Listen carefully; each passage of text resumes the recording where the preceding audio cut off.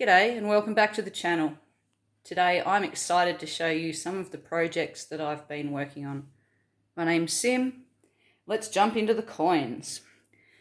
Right, well, this is something that I decided to do as a bit of fun. I wanted to collect something with a bit of a challenge to it. So I picked a few year dates. I've got 85, 91 and 2000. 85 is a significant birth year for a family member. 91 just because I lucked onto one of the coins that were hard to get, so I decided to try and start collecting that set. And 2000, well, I only started collecting that set today.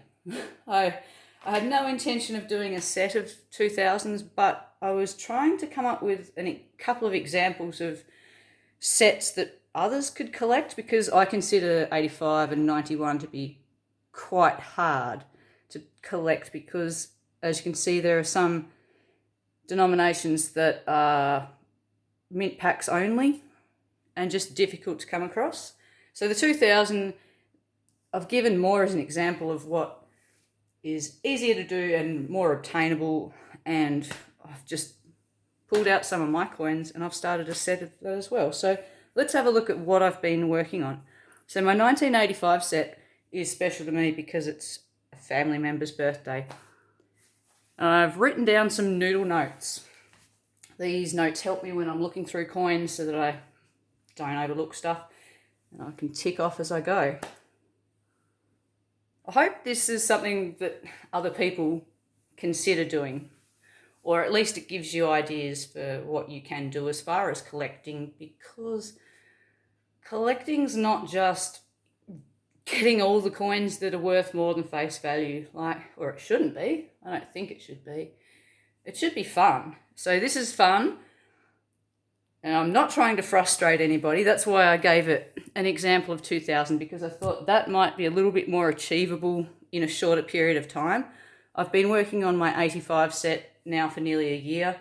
91 I've only started because I found one of the coins. I found the $1 that was mint pack only. It could take me a very long time to find a $2. But anyway, that's part of the challenge and the fun of noodling. So I'll show you what I've got in my 85 set. I haven't got a 5-cent echidna. Mint packs only, I think that is really, really challenging. I think I might be looking for a while. I don't look through a lot of 5-cent coins, so I guess I'm just going to have to start hunting through them harder until I find one. There's no real rush for me.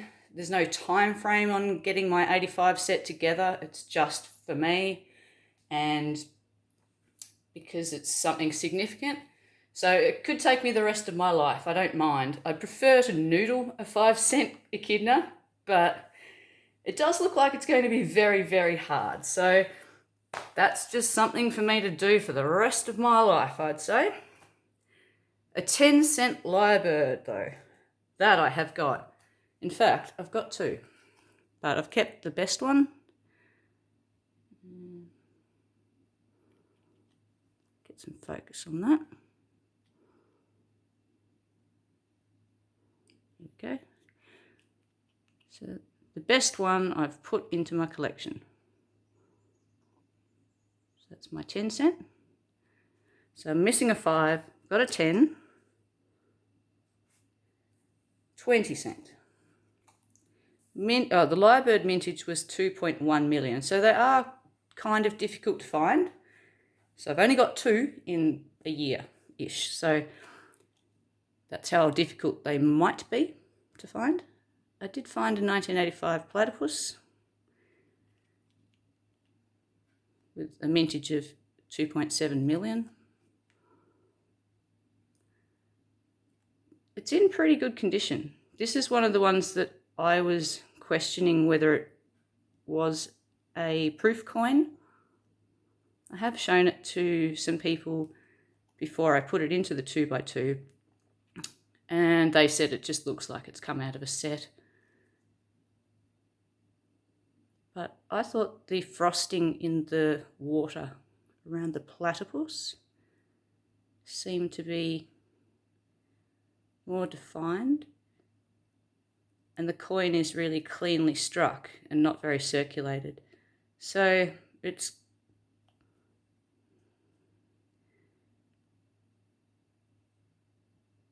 I'd say it's definitely come from someone's collection, but I pulled that one out a while ago. Then I found the 1985 coat of arms, which is extremely elusive. I know Tassie coin hunter who's down the south of the state. He's been looking for one now for a year. Maybe I noodled the last one in circulation in Tassie. The condition is that have circulated, but it's not bad.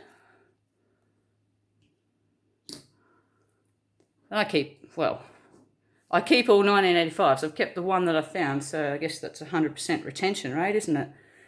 I wouldn't throw any back, to be honest. It wouldn't matter what condition they were in. They're currently in high demand and they fetch a reasonable price if you want to sell them.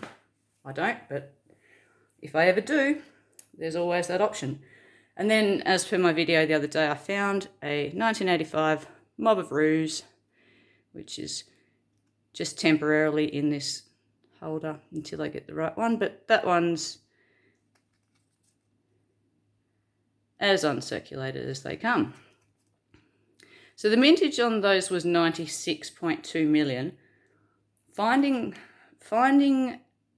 a $1 coin in good grade after 36 years, difficult. So it'd have to have come out of someone's collection in order for me to want to keep it. They keep finding shabby ones. So after that, well, there was no $2 produced in 1985. They didn't start until 88. So I'm technically only missing the echidna out of the mint pack. I nearly had my set complete. Nearly. But then I had totally forgotten about the fact that 1 and 2 cent coins were still in circulation back then. So I didn't think to collect them, and obviously I can't noodle them, but I did get some mail. I just want to show you these stamps that came on the mail. Got a koala and a common brush-tailed possum there, the brushies. Ah, the bane of my garden. Koalas, they're lovely. Anyway, thanks for the stamps, they're nice. So we had a little bit of a gift to the channel, nicely packaged away in some crunchy nut cornflake. This was a gift from Howard Doggett. Now, I hope I'm pronouncing your last name right, Howard. And if anyone's not subscribed to Howard's channel, please go and subscribe. It's an absolute wealth of information. So here we have a 1985. Oh, look, I'm shaking with excitement. 1985 1 cent coin with a feather-tail glider. I always assumed it was a ring-tail possum, but I was wrong. It's a glider. So anyway, that one goes down here in the 85 set. I don't think I'm going to manage to noodle a frill-neck lizard, even though the mintage is 34.5 million. They are no longer a circulating coin, so I'll look. I will look, and I will have a look in every second-hand shop in their piles of 2 cent coins and see if I can find a 1985. But now my set is incomplete by 2 coins. Frustration. Right, 91. This is a bit of fun. That's my 91 that I found. And there was some discussion as to whether or not it is a proof coin. I don't think it is. It looks like out of a set to me. It doesn't have the same mirror finish in the field behind the lettering. And the difference in colour on the front between the shiny and the non-shiny is it's just got some staining, like rust or whatever that green coppery colour is that comes out. So I don't know, maybe it's a proof. I don't think it is, but look, it'd be great if I was wrong. It'd be nice to have a proof. So I found that one. I found a 91 $1 coin. Mint packs only. So then I decided, thought, well, I've collected one of the hardest ones. I may as well do a 91 set. I had a ram. So I went through my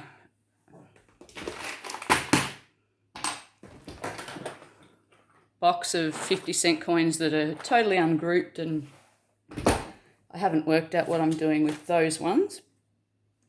I had 5 rams in there. And I thought this one was the best one. So I'll put that one into a 2x2, and that can go there.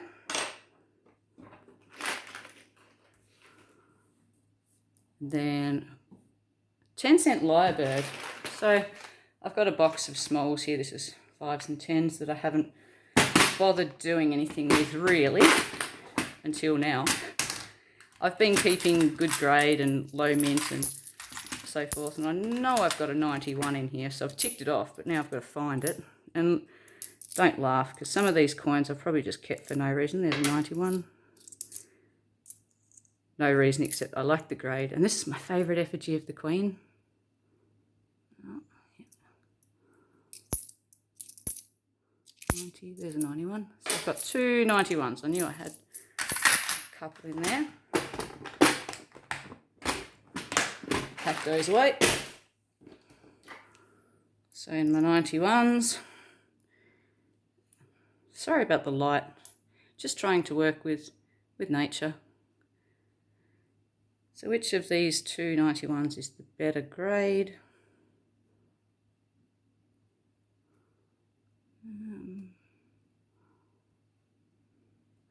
One on the left here, so I'm going to add that. I can go there. So I haven't got a platypus. They're mint packs only, so that's going to be a challenge. Just put that away. And the same with the $2. So that's another one I suppose I'm working on now, but I was looking for an example of something that's obtainable for anyone and also a bit of fun, because these ones here, difficult to find some of the coins, but they also have, I suppose, an intrinsic value built into the set because some coins are harder to find. So the 85, I think they're still commanding about $10 to $15 in that condition on eBay. So that's not too bad. And the platypus, look, I haven't tried to buy one, but I would be assuming it's asking more than 20 cents, more than face value. So that set there has a value over face value. So it's worth having just because it's nice and you've noodled it yourself. And there is a lot of personal achievement and a feeling of accomplishment when you've ticked something off and done it. So set yourself some goals and don't frustrate yourself by picking really hard ones. So this is a hard set, but the rams are always really, really collectible and they still command a good price. The lyrebird, 10 cent, low mintage, you can ask more than 10 cents for that. And obviously anything that's out of a mint pack, even though that one's in average condition, it's still worth more than $1. So your 2000 set, I was trying to look for a set that might be easy for everyone to find. So I went with 2000, and then I had a quick look back through what I had in my collection. I don't have any high grade echidnas or lyrebirds, but looking at the mintage of 97.4 million for the echidna 5 cent and 57.12 million for the 10 cent lyrebird, I think it should be quite easy to find a high grade coin to put into my set. So I'll get onto that probably in my next 5 or 10 cent noodle and see if I can get what I need. I did save this a while ago, and I at the time didn't know why. I mean, I know why. I pulled it out because it was practically uncirculated, and I thought, for a 2000, it's been in circulation for a while now. But has it really? I'd say it's come out of someone's set. So finding a platypus even in high grade for a 2000 could be a challenge, even though there's 35.58 million of them. So find a nice one. Any of these high mintage coins, just look for the highest grade you possibly can. You want to have the nice and the shiny. With my 50 cents, there were two different versions of 50 cent from that year. So we had the Millennium, and I just got a reasonable grade quality. Yeah, no focus. No quality on that. So this one was just one I had in my collection. So I'm just starting a collection now for 2000. So I'll put that into a 2x2. And that's standard Millennium. But even with the Millennium coin, there are two errors, I suppose, you can collect. So the incused, which is hard to find. I think from memory there's around 200,000 of them out there. I think it was just one die. So finding one of those is exceptional. Like, it's hard. I'm pretty sure I've accidentally thrown a couple back because I didn't know what I was looking for at the time. Well, hindsight's always 20/20. Now I know what I'm looking for. I'd love to find an incused because the price on those, yeah, I think $50 or so. So if you have an incused in your set of 2000s, you'll have a valuable set once again. And a fat letter. So I have found a fat letter. And the fat letter is on there, on the, see how the N, I, U and M in Millennium have all smushed out. They look like candlesticks, I suppose. So that's a fat letter. So there's that one as well that you can find just in the 2000s with the 50 cent coins.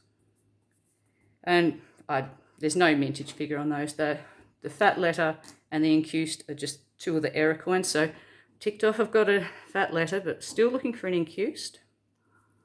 Queen's Visit from 2000. I had a couple of these. They're not in the best grade, but not bad. So that's into that set. And when it comes to the 2000 year set, if you wanted to noodle one, there's reasonably low mintage on the Mob of Ruse $1 coin at 7.6 million. It might be hard to find a $1 coin in high grade. And the same with the $2, with the Aboriginal Elder, mintage of 5.7 million.